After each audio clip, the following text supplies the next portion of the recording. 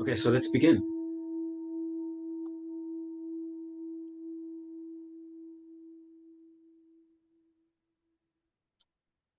You're going to meditate. Very important for meditation is each time you're sitting down to meditate, you consciously know or aware that you are going to meditate and deliberately, consciously bring up that intention. I am going to meditate. And let your own definition through your experience of what meditation is supposed to be, let that definition sort of fill your entire being. Communicate this intention to your body and allow the intelligence within your body to communicate back to you. Or you want to meditate, this is how the body should be. This is how you should place me. So listen to that intelligence within the body as it guides you, how your legs should be, how your torso should be. Looking for comfort and stability, and looking to touch as early as possible the signs that you're entering the meditative state, that we are already beginning to access and abiding in ever more subtle levels of consciousness.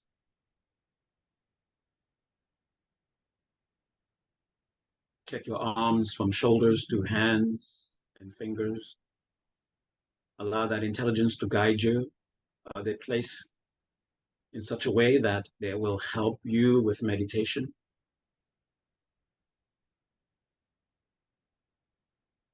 Then bring your attention to your head and neck, making adjustments, slight, big adjustments.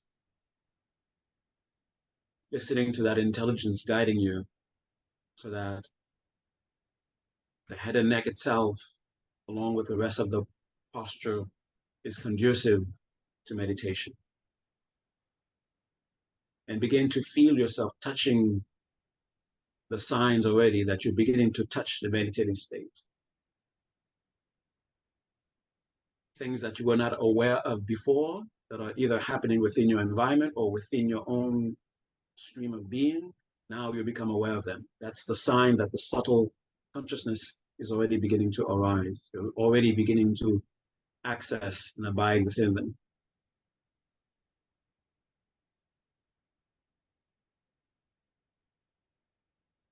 Head and neck centered, so there's no conscious effort in holding them in place.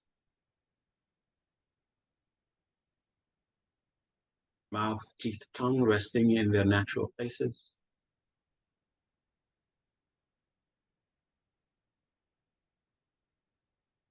The muscles of the face are relaxed.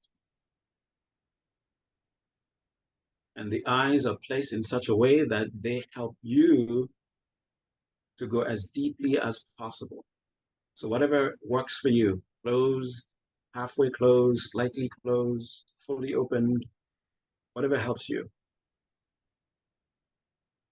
Stay with it. And as you make this initial contact with the signs, the calm, the pleasantness, the sense of distinctive knowing of an experience, the presentness, the vividness of that experience, the sense of the mind, the attention collecting itself. Noticing any measure of these signs, rejoice. And gently bring your attention to the breath without seeking to control the breath. As you breathe in, you know you're breathing in, you are with the in-breath. As you breathe out, you know you're breathing out, you are with the out-breath.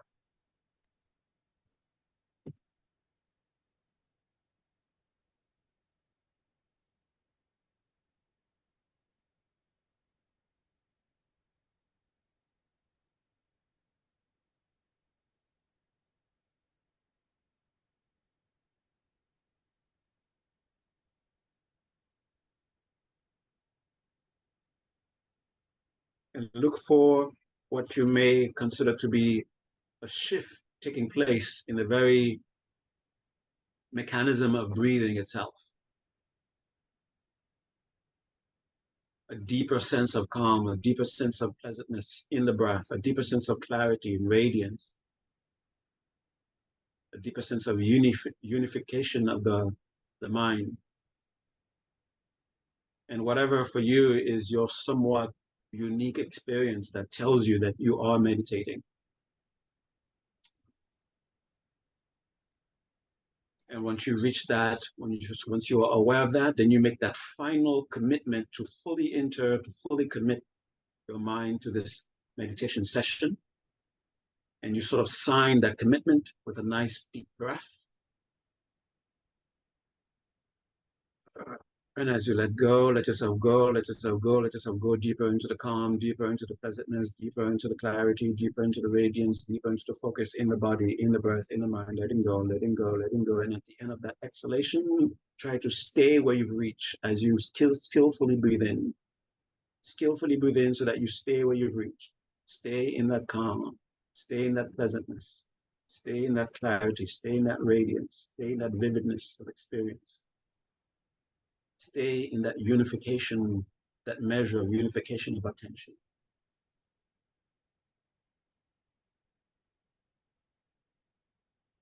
And notice the enhancement of the signs in the body, in the breath, in the mind, palpably present.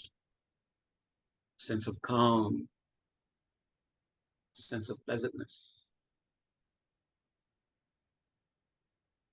And within the mind, the signs for clarity and radiance are showing through inner experiences, inner sensations, through any one of the senses: touch, smell, hearing, sight.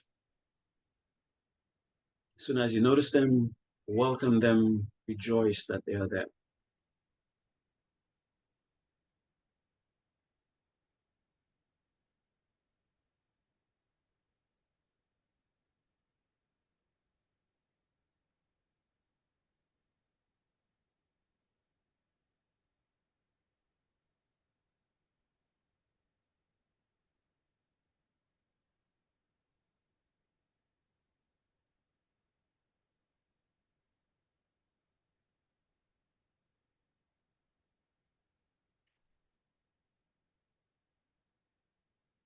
Gently, while staying within that measure of meditation, raise your attention to the space in front of you at the level of your eyebrows.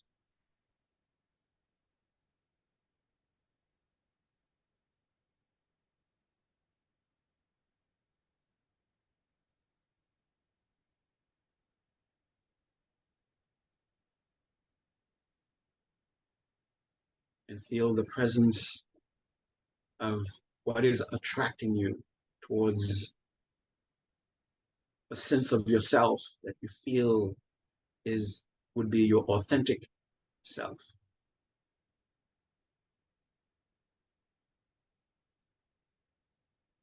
Feel the presence of whatever is the source of that pull.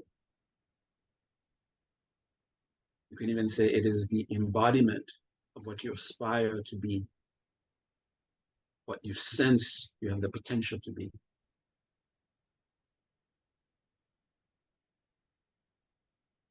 And towards that presence, have a deep sense of respect, a deep sense of trust, deep sense of gratitude.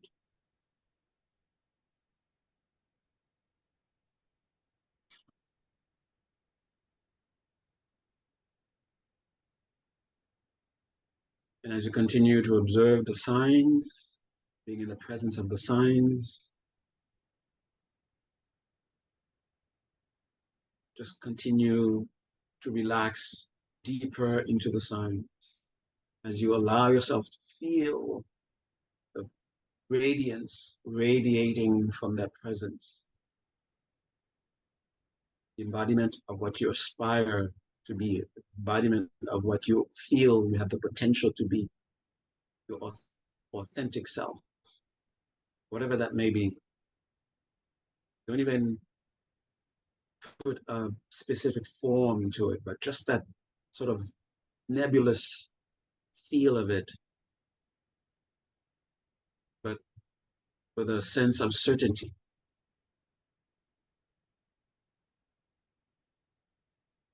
And let your heart and mind be open to its influence. Let your heart and mind be open for it to remove whatever it is, whatever habits that we have picked up that are holding us back from fully being able to express that authentic being. So keep that in mind as you continue to just relax, feel yourself going deeper into the signs, feel the presence, knowing what presence you're feeling. So let your mind go back and forth with these, feeling the presence. What is the presence? Being open to it, letting it wash away the habits that are holding us back, then going deeper into the signs, and going deeper into the signs, going back to the present. So keep circling this, cycling these.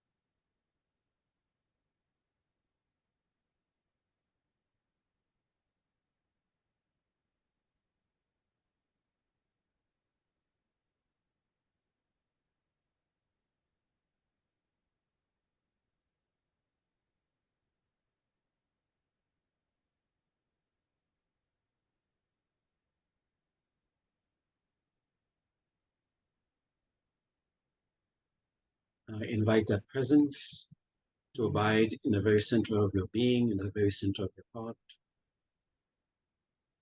And as much as you can, sort of feel it moving from the space in front of you to the crown of your head, entering you until it comes to your heart, and feel it abiding there, radiating its brilliant presence throughout your being, feeling your mind opening to it, letting go of what you need to let go of, finding the clarity and the strength to take on what you need to take on, looking with joy towards abandoning what needs to be abandoned, taking up what needs to be taken up.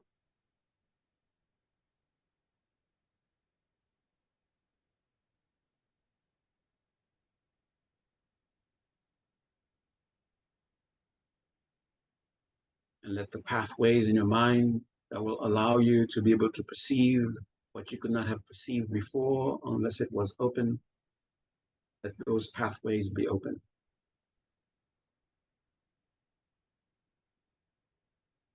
Give yourself permission to experience those pathways. And think of your intention a good intention for this session. Hold it. And get ready to come out of the meditation. Feel yourself in the meditative space. Notice the signs. As you notice them, rejoice in the body, in the breath, in the mind. Let this give you joyful confidence that you are indeed meditating. This is a subtle, powerful level of consciousness that you have access, that you are now abiding within.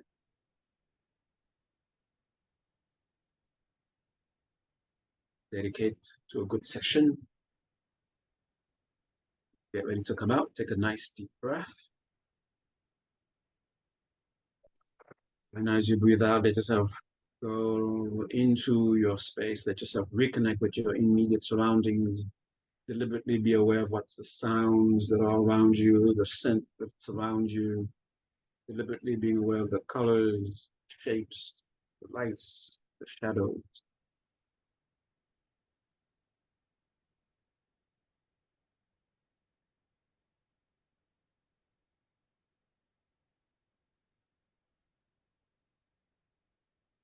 Right.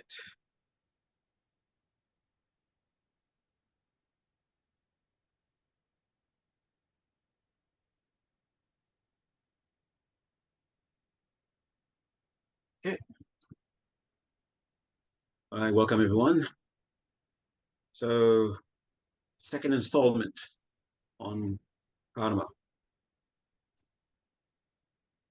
And the reason that in the very beginning, I mentioned that this is something that every tradition, whether it's connected to some monotheism, polytheism, non-theism, uh, philosophy, religion, whether it's animism, what we call animism, whether it's whatever it is, whatever form of spirituality that we encounter, they are in a way trying to explain karma. What is it that they're trying to explain? What is it? Why do people even engage themselves in any particular any field of study, any endeavor? Is because they are trying to understand karma, or they have some understanding of karma. And what is it that what, in the simplest form, what is it? It is simply saying experiences come from something. That's what karma is about. And the different traditions, the different religions, the different philosophies, they what what differentiates one from the other is that some have some specific ideas as to these are the things that brings about these kinds of results. And that's probably where they sort of disagree. But they do agree that experiences come from something. Even if that's something that they say they come from is something that others cannot agree with, but they are pointing to something other than what is actually present. This very thing that is present right here, right now, come from something other than the thing that is present right here, right now. So in that case, we all agree. Now, where do we disagree? What could be the possible uh, source of this thing that is present that we are experiencing? From the very beginning, I remember I said that even a baby sort of instinctively understands this law, because when a baby is hungry, they don't just sit and contemplate, oh, what is this feeling that I'm having? And they just sit there, just living with it. They have a desire, I want this condition to change, and I want to experience something different. And they do something, they engage in some sort of activity that they feel or they are convinced will somehow change the condition of being hungry. Okay. So that is coming from some innate understanding of this universal principle that what experiences come from something. And the different religions, the different philosophies are trying to point to this is the thing that causes this. And that's where they disagree, right? Now, once we sort of get that sort of basic understanding, we sort of go into the realm of trying to be sophisticated. And it's when we are venturing into the sophisticated realm, so to speak, the sophisticated, more trying to get a more refined understanding of this very basic universal principle. That's where we sort of somehow we get some things right, but we mix it with something that sometimes we mix it with a misunderstanding, right? For example, the first this is what we covered last time, the laws, what are referred to as the laws of karma.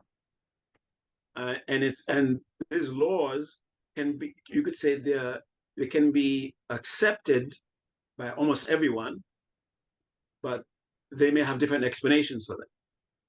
Like, for example, the first law of it says karma is fixed. Karma is fixed. What is it that they mean by they say karma is fixed? It said that the cause and results are fixed.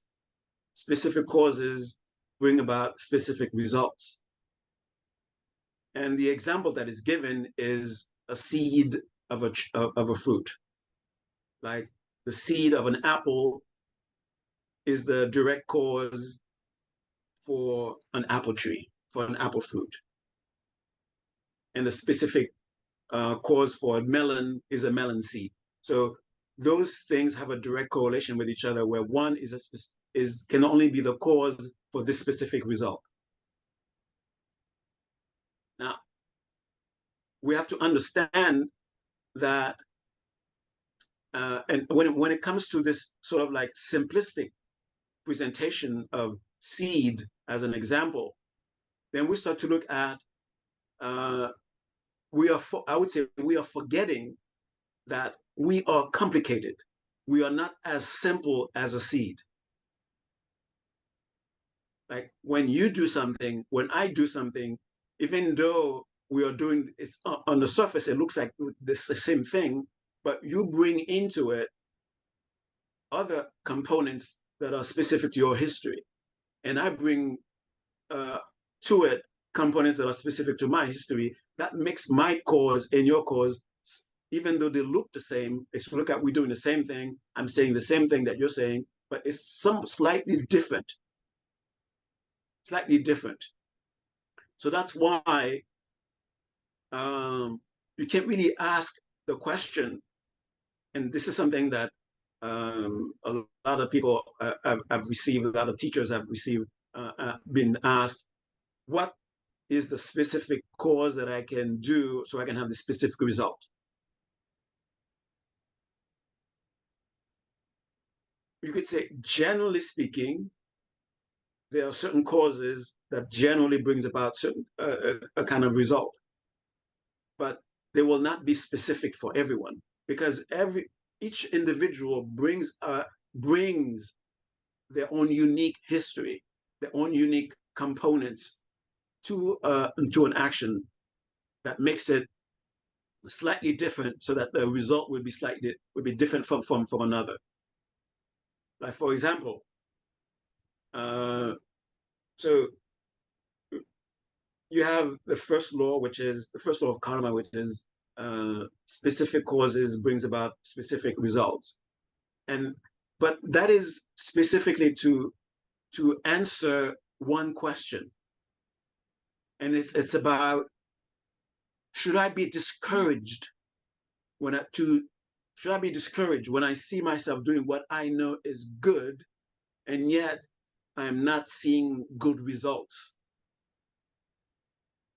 So the first law is to sort of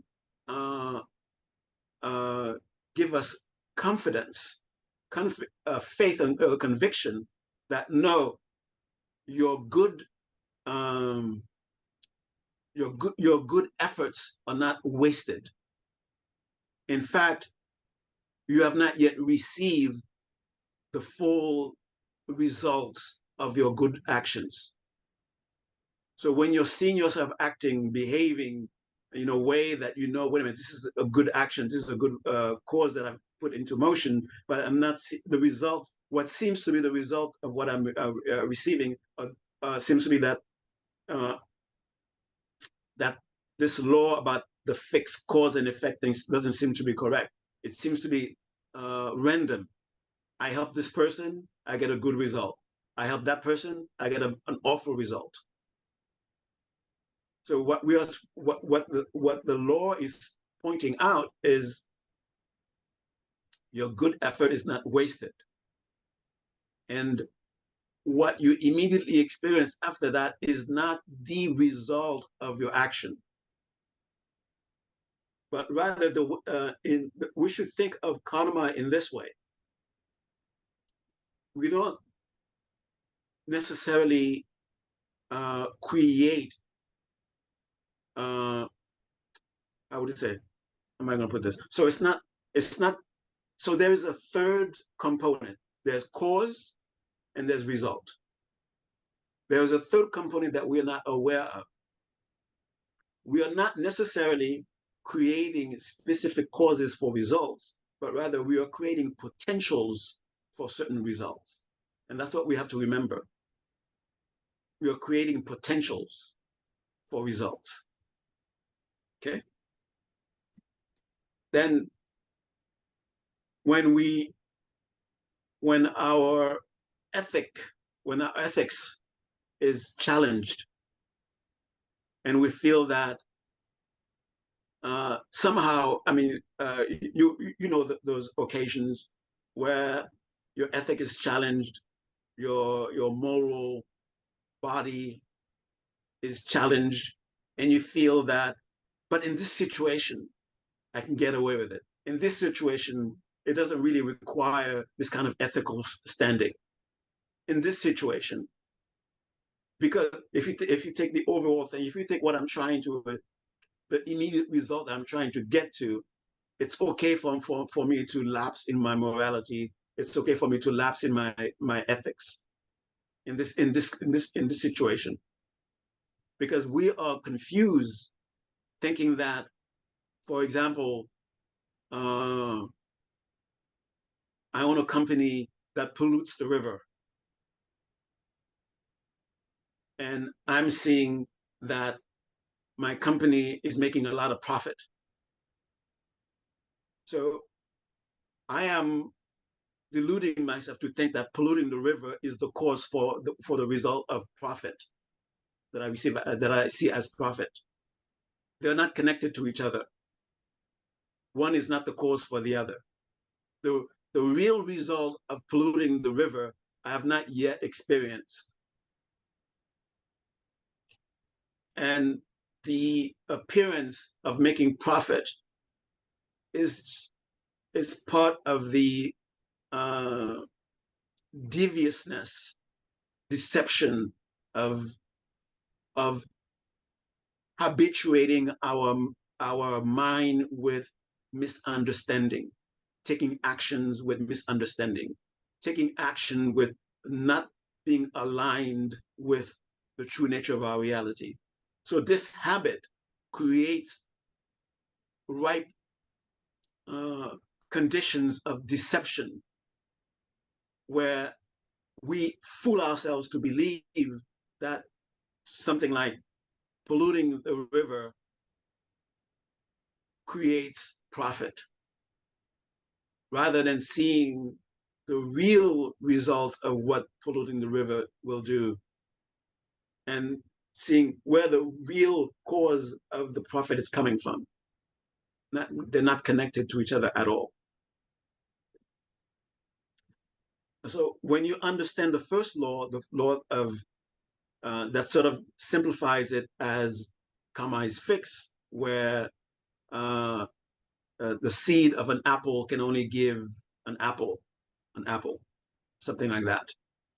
So when we have that, it is to specifically continuously remind us that our good efforts are not wasted.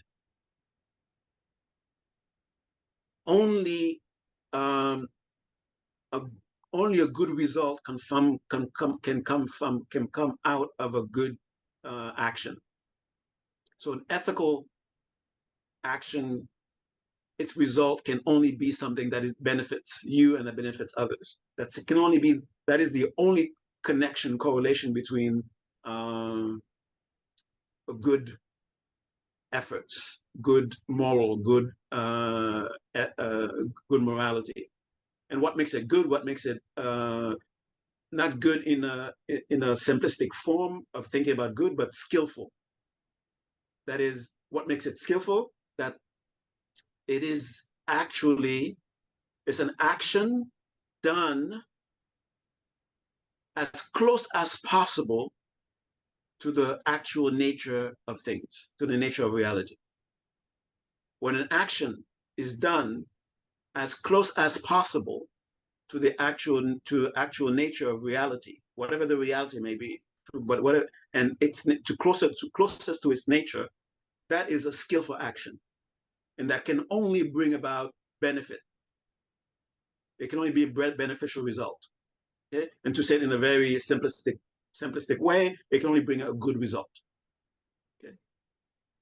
So that means when an action is done out of alignment with the true nature of reality,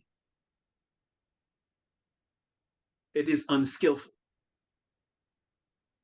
It will bring about its real result will be something that will not benefit you, that will not benefit someone else in some way or another. Okay, so that is in a way the most simplest way of understanding what makes an action skillful. Now, it doesn't necessarily mean being in alignment with the nature of things. That doesn't necessarily mean that you have to philosophize every time that you're about to do every time you're about to do something. You have to engage in some deep philosophical thought, deep philosophical thinking. You have to enter into some deep meditation and then act. I mean, if you're able to do that, that's good for you. But not everyone will be able to do that, and that's not what it's asking. Okay, so what is it that is what are the signs that your actions are in alignment with the true nature of reality? What is it that when you permit yourself to witness reality nakedly, allowing reality to be naked to you, for you to witness it, what is it that you will absolutely perceive? What will you directly experience? You will witness connection. That is part of the very fabric of reality, that things are connected to each other. You move one thing, other things are moved also. So that is the most simplest way of understanding the nature of reality. So when you move a certain way that goes against connection, and because things are connected, there will be a reaction, almost like trying to reestablish the order of connection, so to speak.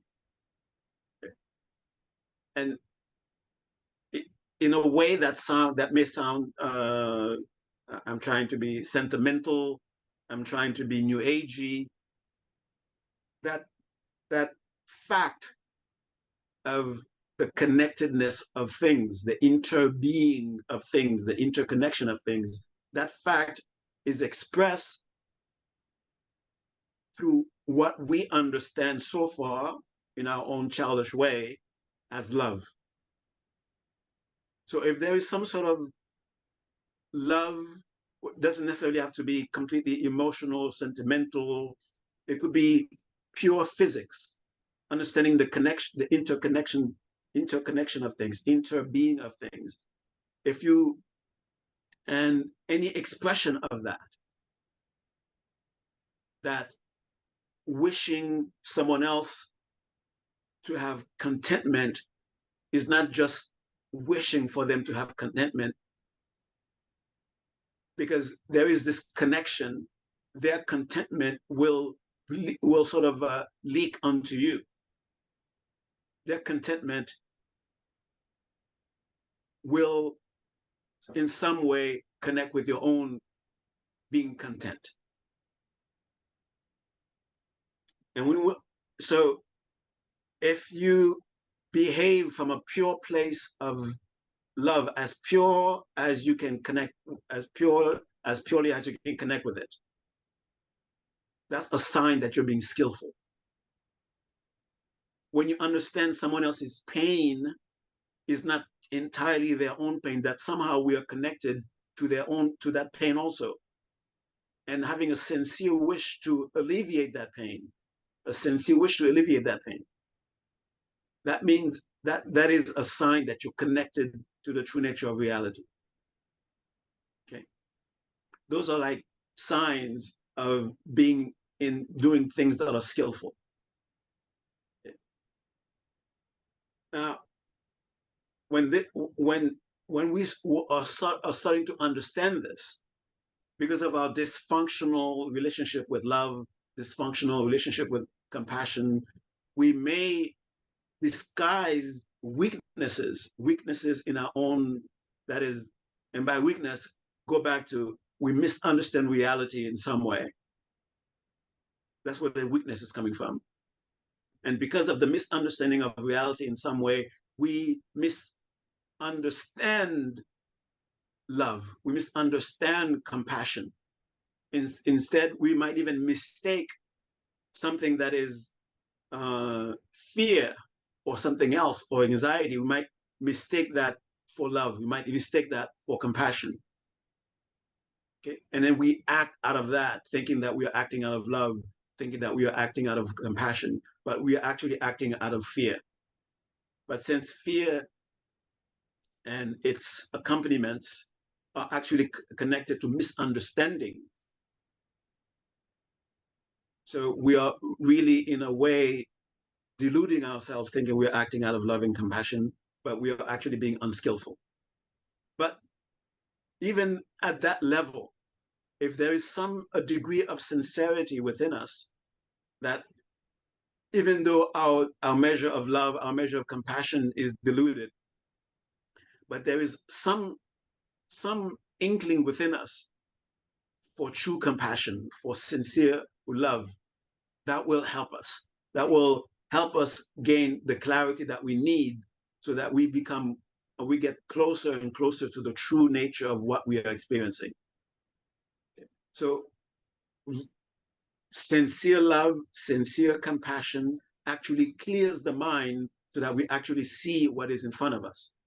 And what is sincerely in front of us, and this is where I have to sort of kick some people. Sorry, you're gonna be kicked. Doesn't mean that everything's gonna be rosy to you.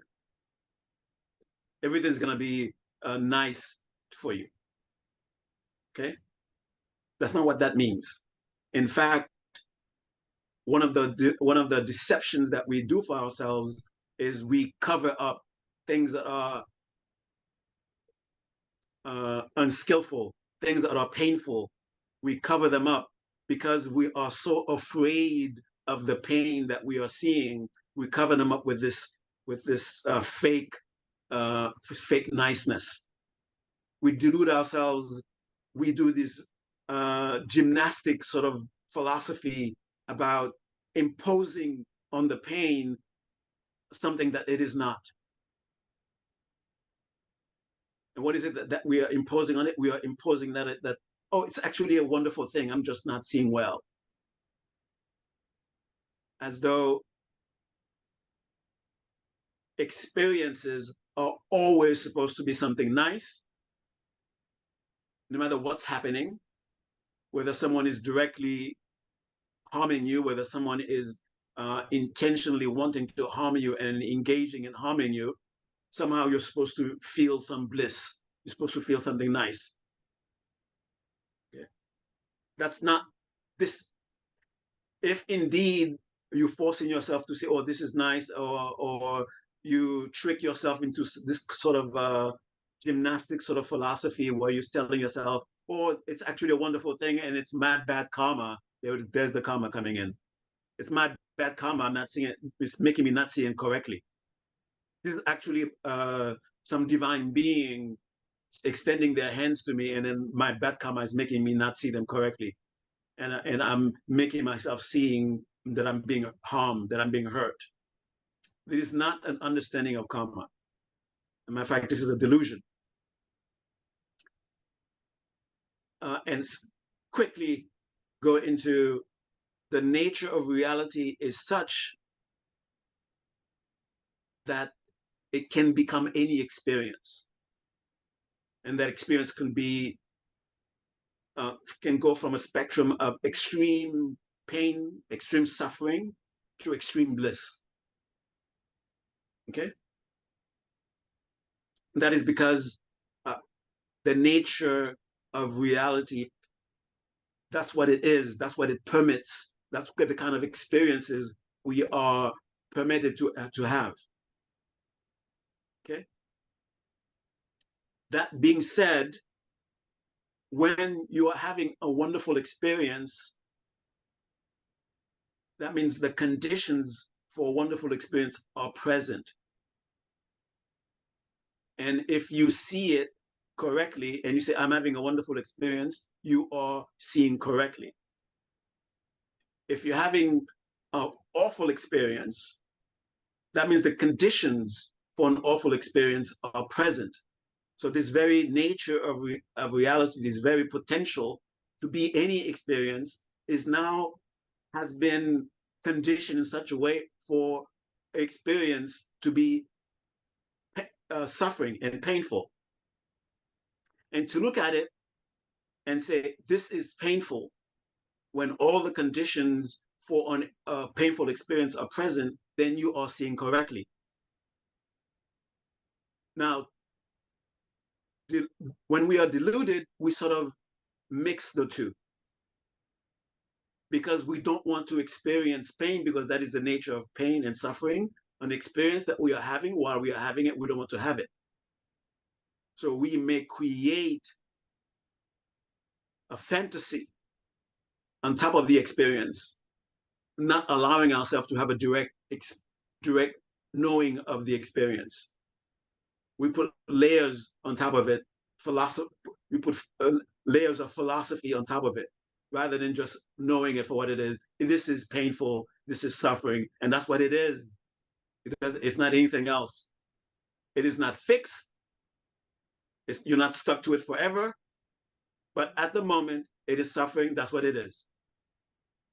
It is reminds me of a beautiful passage in one of the sutras, early sutras, where the Buddha, I think I mentioned this story a few times. The Buddha brings a glass of water, and it says, to an arhat, when an arhat, that is someone who sees clearly, and think of the glass of water as any experience, suffering experience, blissful experience, right? Take that as the placeholder for that.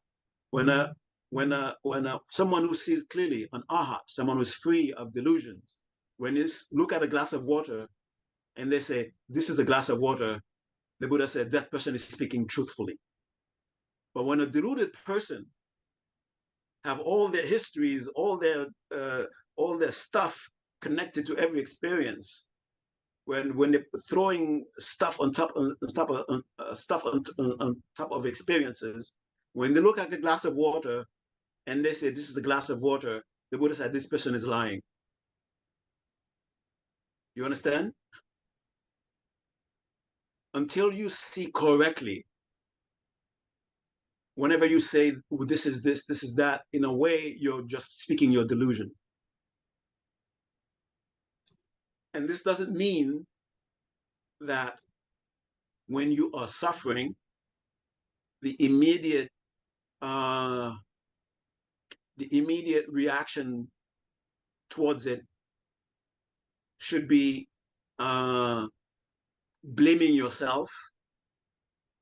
If blaming yourself helps, it helps meaning, oh, I understand where this is coming from, and I understand how I can stop it, and I'm going to do what to stop it, and then you, without too much anxiety, without too much psychological hang-up, you engage in what you need to do to stop it while you're experiencing it. knowing that it's not going to end in a snap at a snap of a finger, snap at an instant, but you know that you have to engage in collecting the things that you need to collect so that the experience becomes another kind of experience. If blaming yourself takes you in that direction, then blame yourself. If all that, if what blaming does for you is just makes you wallow in the situation and you're not able to come out of it and you continue to suffer, then don't use that psychological trick. Don't blame yourself, but rather understand karma not as finger pointing, not as just a dysfunctional way of blaming ourselves, but rather think of it as an empowerment. I have agency. I can make myself no longer, I can bring myself to a situation where I no longer experience the things that I do not want to experience. That's what the teaching of karma is supposed to be about. It's supposed to be about, hey, take action. You have the power to change what you're experiencing and understand it's not going to happen immediately. And what is the distance between when it happens and when it doesn't happen? When it happens and when it doesn't happen is you're going to understand that there's something called time, right?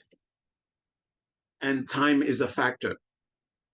And what determines whether or not, uh, let's say, for example, for this person, it took 5 years. For that person, it took 5 months. For that person, it just went into meditation, it came out, and then it changed.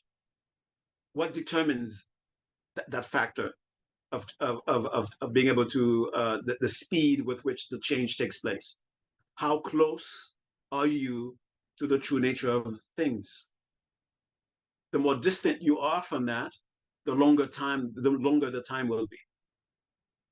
The closer you are to it, the the the more the faster the experience will happen.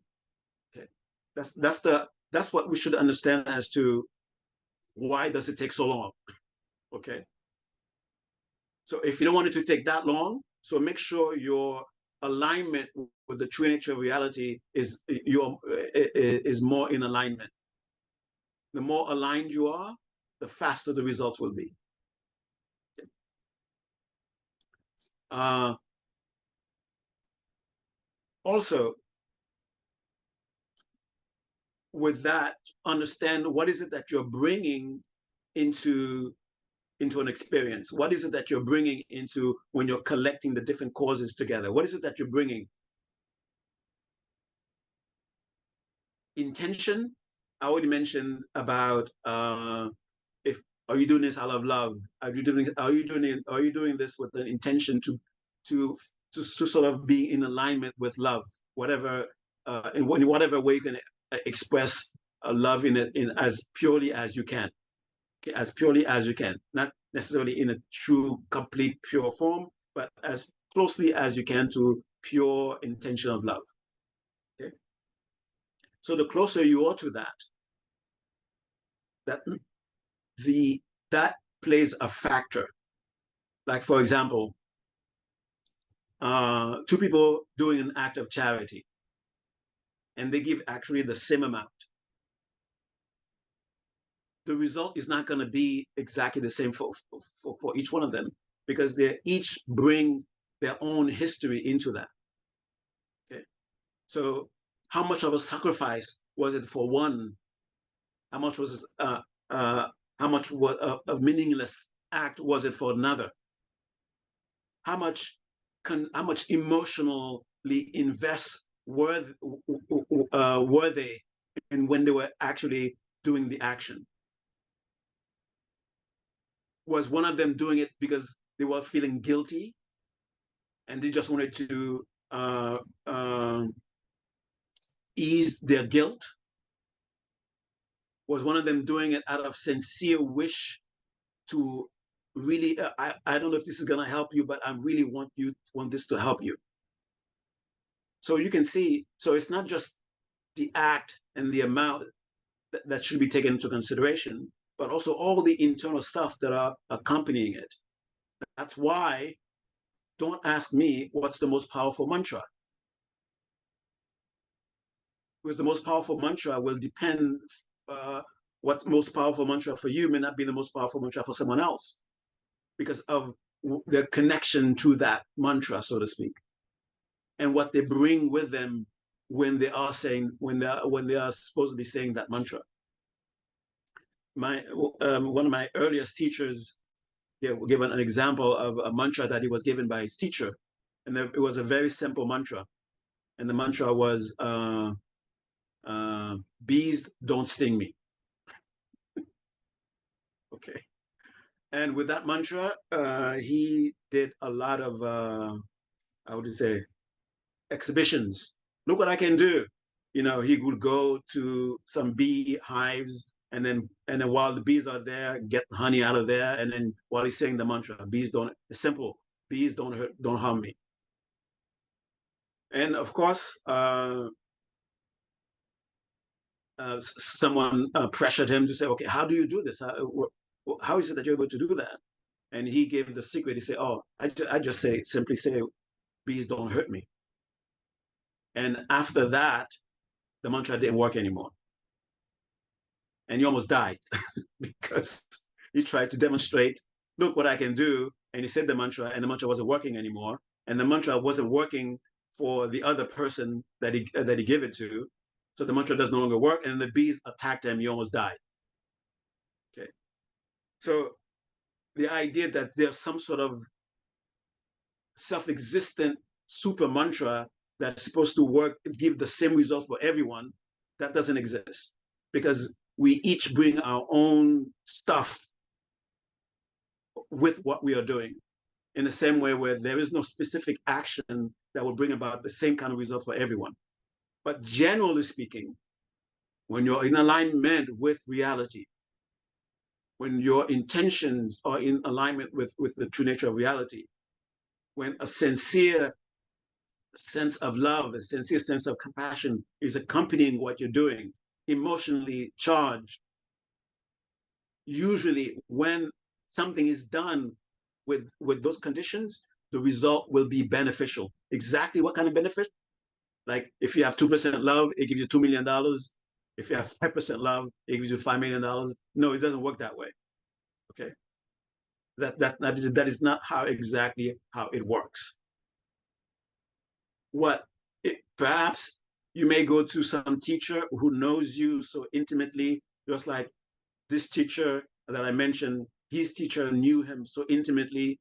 He knew that if he says, if because of his relationship with me, if I tell him this is the mantra, don't bees don't sting me, because of his relationship with me and because of who he is, it will work for him. I can give it to him. So you might go to some teacher and ask them, and then somehow they're able to have this relationship with you, and they tell you, do this action, it will help you. It doesn't mean that now you can have open a store and then sell that mantra, and then it will be the same result for everybody. Okay, it doesn't work that way. Okay, so, so this component of karma uh, sometimes is very confusing to people because they are trying to understand this. They are beginning to understand the concept. Yes, results have their specific actions, actions, but they forget the uniqueness, the complexity of who we are that we bring into something. So they are looking for universal, simple things that brings about universal results for everybody. Such things don't normally exist. But there are complex comic actions that, in a way, can bring about results for everyone. But it is still connected with that complexity. that somehow everyone involved in experiencing that result have a connection to have that result, to experience that result. Like the citizens of this country have this result when they do this action. It's because of the complexity of the relationship that they have with each other. That as a group, they have these kinds of experiences that are unique to them. Okay, and that's where the intricacies of trying to decipher exactly what action leads to what results. That's why it is said this is the realm of those who are omniscient.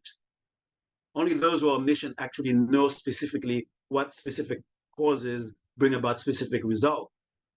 And that being said, only such beings or beings who are close to that can tell you individually, this is what you need to do to have this result.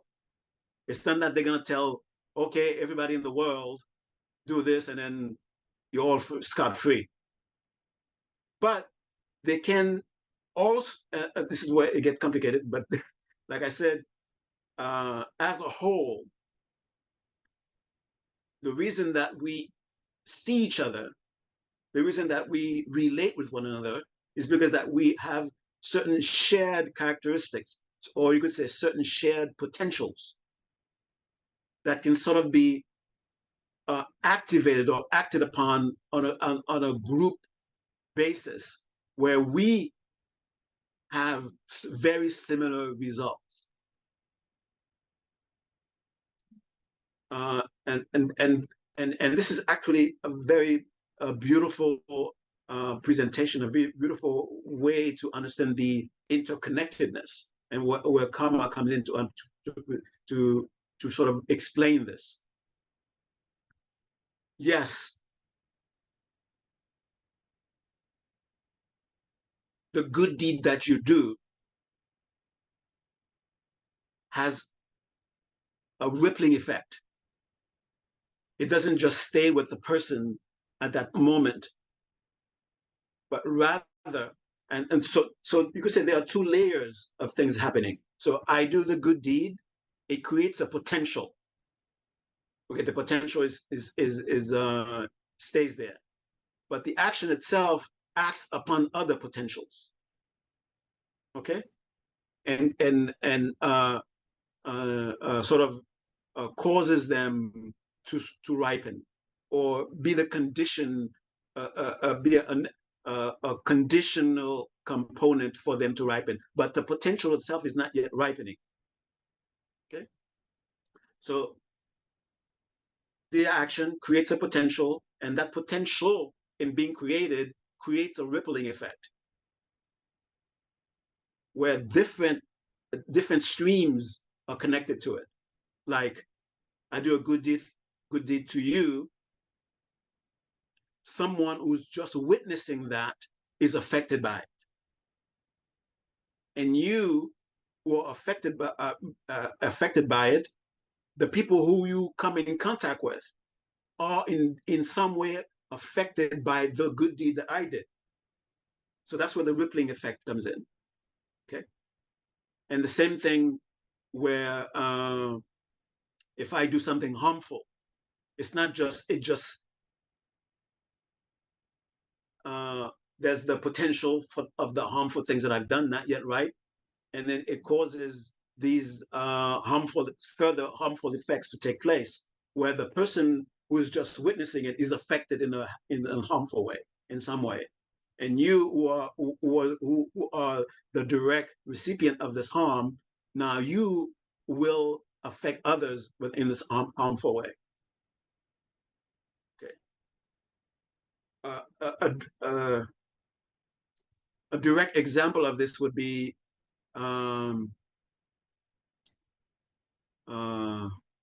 let's see now. Oh yes, I saw this video of this guy in a subway station, in a subway car, who was freezing. This old man who was freezing. I don't know, some of you may have seen it. He was freezing, and someone from the other side and there were people sitting next to him. They were almost trying to you can sort of sense in their mind, oh, may this person just disappear. May I not see this person? And the reason that they probably are saying that is because I'm bothered. I feel I need to do something, but I don't have the moral strength or the ethical strength or whatever strength or the compassionate strength or the whatever caring strength to be able to do something. I wish this guy wasn't here to disturb me, to bother, to confront me, to challenge me in this way. But someone on the far corner got up from his seat, took off his shirt, and gave it to the guy. And then he reached into his pocket to see what else he had, and he gave the guy something. Now, the people who were watching it were affected.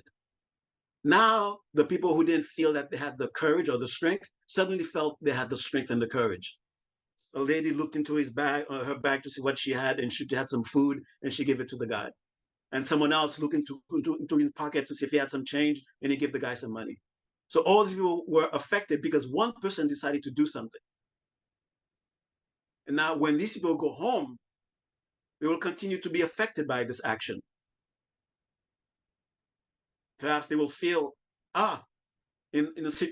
next time a situation similar like that happens, may I be the one who has the courage to initiate what that guy initiated.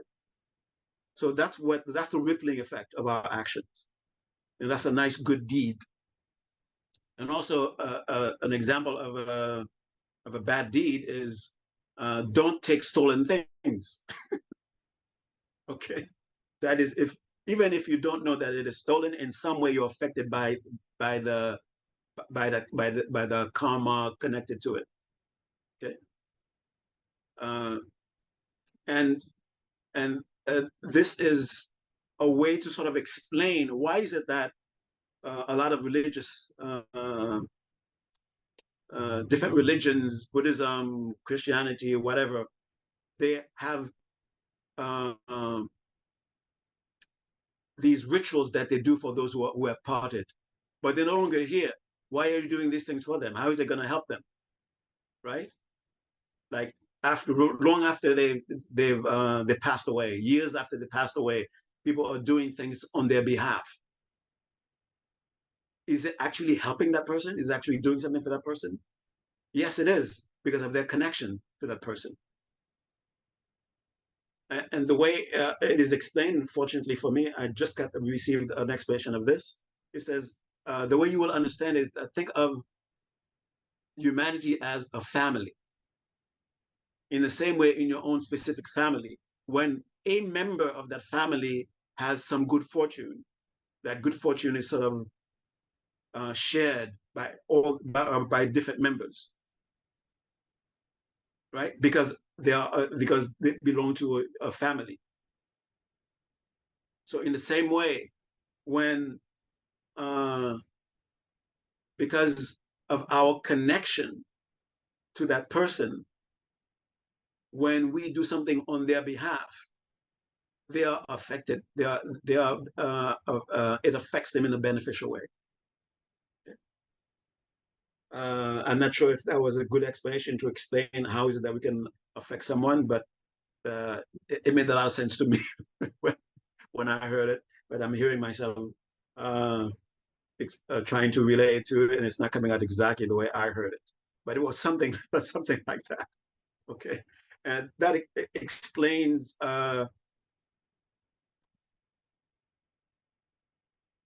when someone.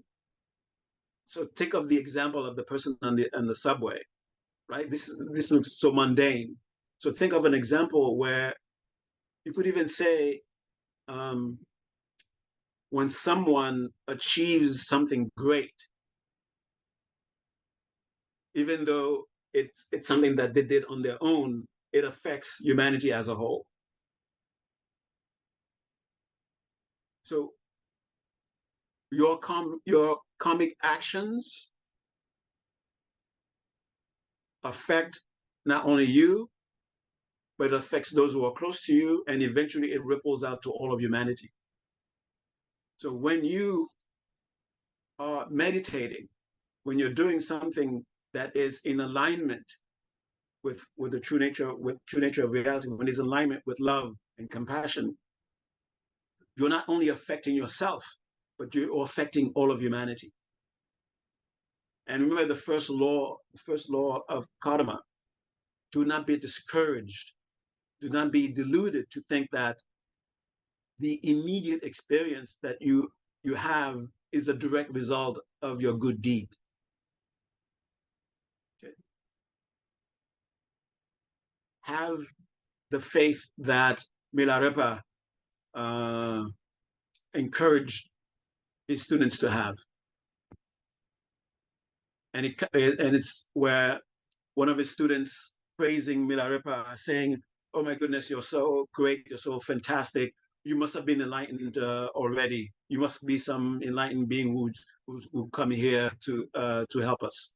And Milarepa said, "If you saying that is telling me you have no faith in karma, you have no faith that someone in this life can actually do the necessary action to create this result." So have faith in your good deeds. Don't be discouraged. They're creating potentials, and they're creating effects that you're not even seeing. Okay. All right. So this is my second installment on karma.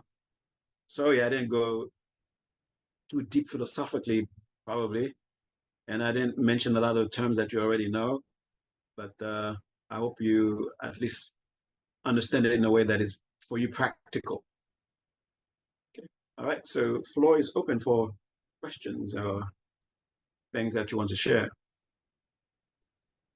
I have a quick question. As always, thank you, Phuntsok, for your wisdom. I am very lucky to be here. So my question was what you were talking about delusion, right? You were saying like the connection between alignment and delusion and karma. Can you just elaborate a little bit? I think I lost the connection while you were saying. Okay, yeah. So karma, you could say, is universal in the sense of the nature of reality is such that it is susceptible to all kinds of influence. That's karma. We can act in the world, and there will be definite results from our actions. When those actions are in alignment or with an understanding at a very basic level, an understanding, a sincere understanding that we are interconnected. Interconnected, don't go into interconnected in terms of atoms and subatomic particles, that kind of distant way of looking at reality, but interconnected in the sense of my pain is your pain, my bliss is your bliss, and that kind of interconnection. If we understand that from that base, from having this basic understanding, that is alignment. When we act in the world with this basic understanding, the result will be beneficial. The potential that we create will benefit you and others, and so on and so forth. When it is not in alignment, we will, no one acts with the intention, I want a bad result. Everyone acts with the intention, I want a good result. But when they're not in alignment, like the factory that believes that, oh, it doesn't matter if I pollute the river, I'm going to get some profits. The profits come from polluting the river. This profit I'm making. So that person is not in alignment with interconnectedness. It's basically causing others pain. People's others' pain or your pain, your others' happiness or your happiness, things like that. Okay, so that because that person is not in alignment, that person is deluding themselves, thinking that this polluting will give me profit. Okay, so that's where the delusion comes in. That thinking no, when we act, there's always the hope that the result will be the result of that action itself will be beneficial. When it is in alignment with interconnectedness, that is being skillful, and that will result in benefiting everyone. But when it is out of alignment, when it's done out of revenge, out of hatred, out of wanting others to feel pain, thinking that people's pain is completely, completely, absolutely disconnected from others' pain, and you will be deluding yourself to think when you act that way that you're somehow going to, that action you're going to be doing is going to be beneficial to you. It's going to be beneficial to anyone, especially for yourself. And this comes in slight little things like, if I don't lie, I'm not getting that raise. I have to lie so I can get that raise.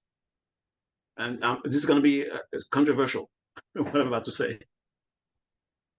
If you understand that lying is a skillful way to get the raise, but don't see the lying as a direct cause for the raise, okay, you're somewhat safe. But when you absolutely believe, I have to lie in order to get that raise, that's what will give raise. If people who have raises, they get it because they lie. You're deluding yourself. Thinking, and this kind of thinking, where a little evil is necessary. By little evil, meaning it's okay to harm some people sometime. It's okay. Some better benefit will come out of it. And this is not like harming others where in the sense of, well, what I'm about to do will benefit people in the long run, but some people will experience some harm from it. I don't want them to be harmed, but this is the only way I can see for us to finally get to that benefit. That's a different thing altogether. I'm talking about intentionally or carelessly harming others and acting out of that. That is completely being out of alignment. That is being unskillful, and that is deluding ourselves. Yeah. Did that clear it up a little bit? Yes, yes, absolutely. All right, thank you. Can I follow up on that then? So like in that situation, let's say the person lies and gets the raise. Mhm. And with the example of the pollution, that lie has an impact that's further down the road, right? Yeah. But what would we say is the cause of the raise then? Not the and this is where anyone who tells you this is the cause of a raise is someone who's lying to themselves, lying to you. We don't know. But from the general understanding that we have, yes, lying,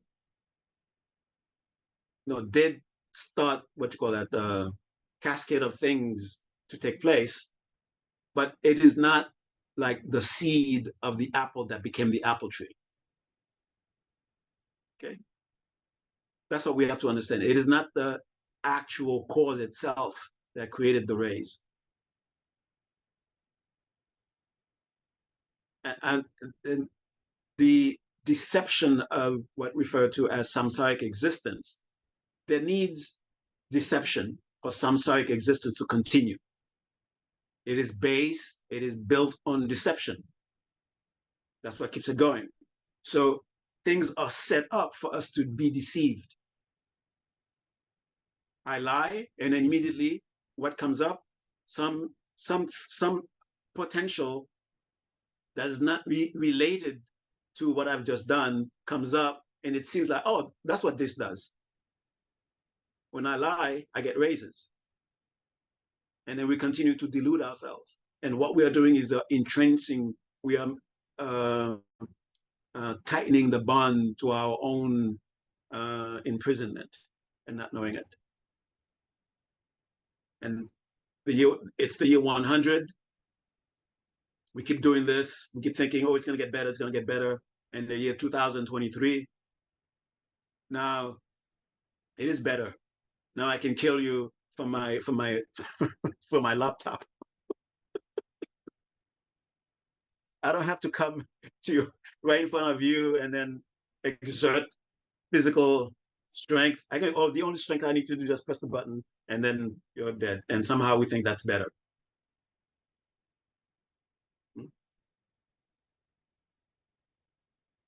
Why did I say that? So the deception, the condition of deception is built in an existence where we are not aligned with the true nature of reality.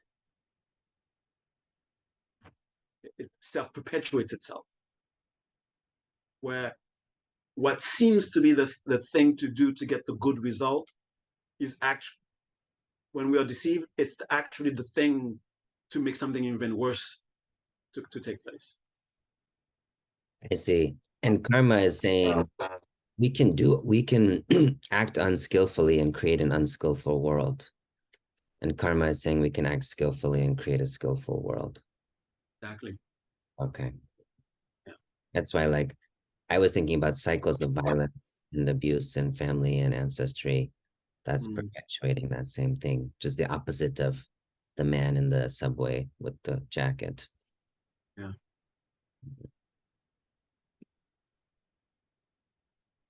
If no one has, is it possible to experience this, like what's one's karmic potential?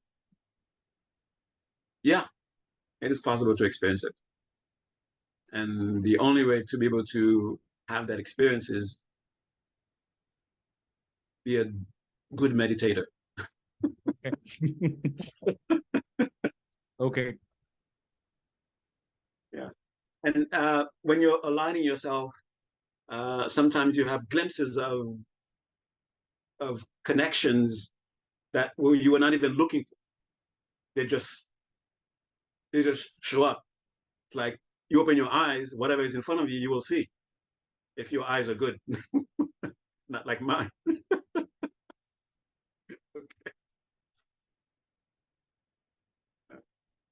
Okay. All right. Thank you very much, everyone. It is definitely time.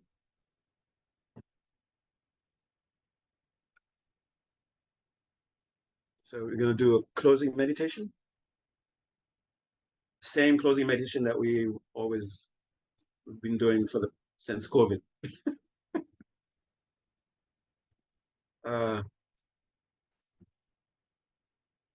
Recognition of our interconnectedness kind of thing.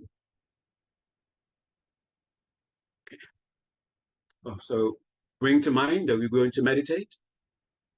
Remember the experience of being in meditation and hold that memory and let that memory sort of infuse your entire being until you sort of feel your body, your breath, your mind sort of aligning themselves with that memory. And then suddenly you have a sense of a taste of that experience. As soon as you have that sense, take a nice deep breath and then let yourself drop into that experience.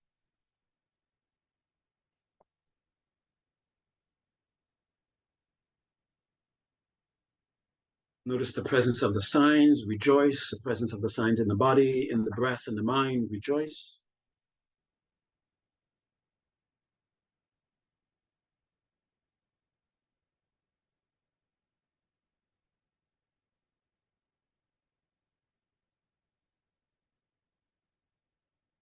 Feel this beautiful complexity called me, which is an amalgam of different things completely unrelated to each other. And yet perfectly they are me.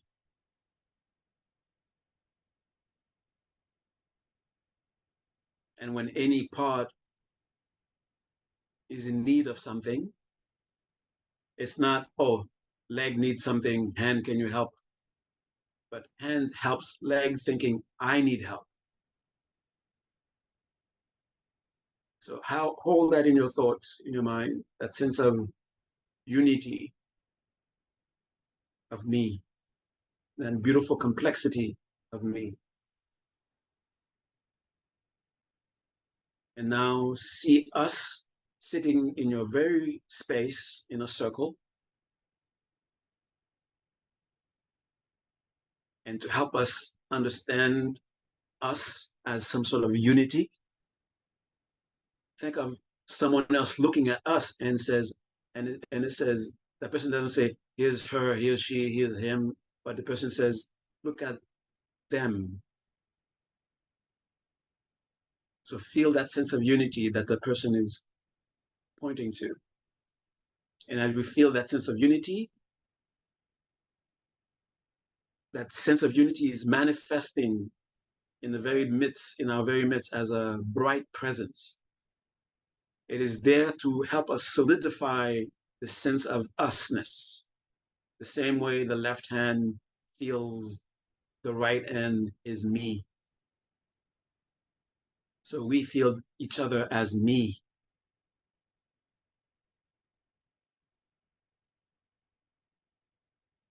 And as this sense of me-ness is gaining strength, that bright presence in the center begins to expand, becoming brighter and brighter, expanding, becoming brighter. And as it expands, becomes brighter, it absorbs into itself and transforms into itself as pure light, whatever it touches, whatever it embraces. And that sense of me-ness, that sense of usness is growing, including more and more your neighbors, your pets, your whole neighborhood, the entire country, the entire earth, the oceans, the rivers, the mountains, the trees, the sky, the clouds. Feel that sense of usness. In the same way, the right hand is ready to help the left hand, saying, this is me, needs help. We feel the same way towards the ocean. The ocean needs help, I need help. The trees needs help, I need help. My neighbor needs help, I need help. And let that expand as far as you are able to let it expand in a way that feels real to you. If it's just the earth, let it stay with the earth. If you can expand it to even more, the entire universe, and it feels as real to you, let it expand. Now that we have this great sense of usness, just like this beautiful complex that we call me. Now we are seeing this beautiful complex of me being composed of mountains, rivers, neighbors.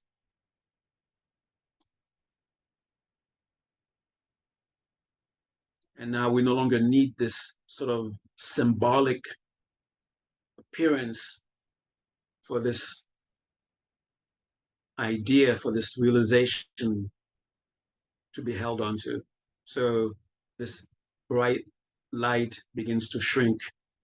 And as it shrinks, it leaves a shine on whatever it touched, whatever it absorbed, until it again comes to the very center of our circle.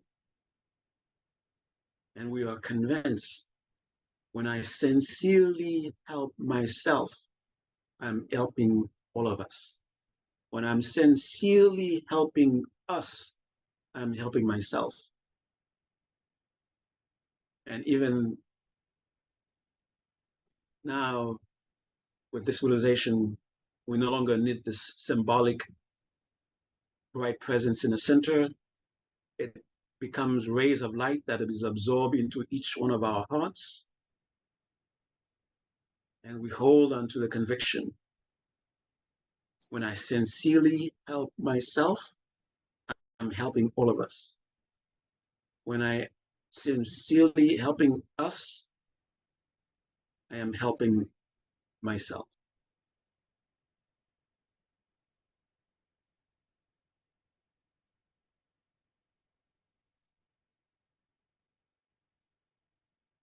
Okay.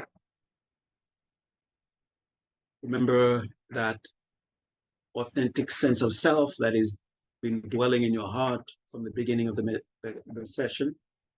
Go back to it. Go back to that sense, to its presence of its presence, and feel a sense of gratitude for whatever understanding you were able to have, even if you were confused. But that confusion is going to help you gain clarity. Be grateful to that experience,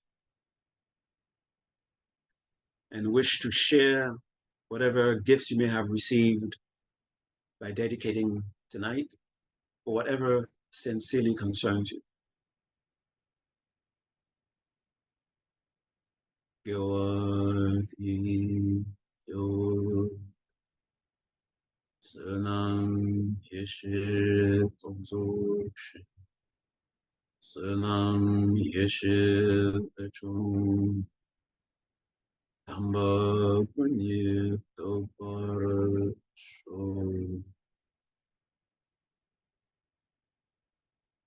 aware that you're in the meditative state. Rejoice. Make the intention to arise from the meditation. Take a nice deep breath. And as you breathe out, let yourself reconnect with your immediate surroundings, your sense of touch, sense of hearing, sense of sight.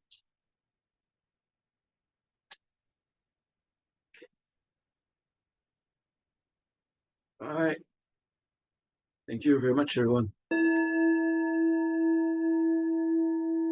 Thank you, Phuntsok. Thank you.